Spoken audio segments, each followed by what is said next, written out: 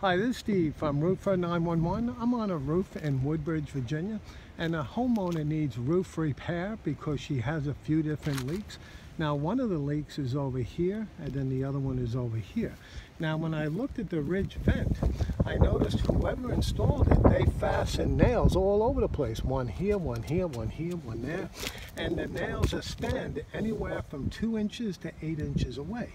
So when I see something like that, I know right away that the contractor was inexperienced, because all he did is just nail it into the plywood underneath. Now, when you fasten a ridge vent into place, you need to nail it into the rafters. So if these nails were spanned like every 16 to 24 inches, then I know he nailed into the rafters. And it's a very easy way to check if he did or not, because wherever you see a nail, if you step down really hard, it'll feel very solid, and here it's not. So he didn't nail it into the rafter. Here is a rafter. That's where there should be a nail. So what we need to do is remove this ridge vent. It's about 40 feet altogether. Once we remove it, any shingles that are damaged, any plywood that's rotten would be removed and replaced with new. Now, once the shingles are installed, then we're going to seal on both sides of the open breather.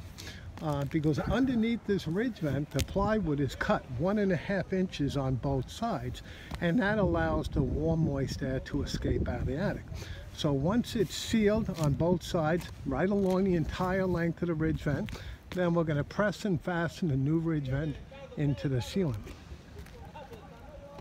Now, also, they had a problem with a raccoon getting into the attic, so they hired a contractor, and all he did is just nail down a piece of metal, and he brought the metal underneath the ridge vent.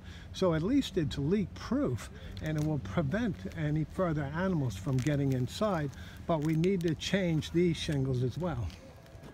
Now, when you look at this roof, it looks old, but it's not near as bad as it looks. What I would really recommend is to have somebody that does roof cleaning, and he can make this roof look like brand new.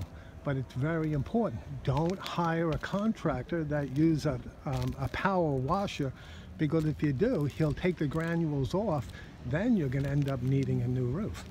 Again, this is Steve from Roofer 911. We specialize in roof repair and roof replacement in Woodbridge, Virginia.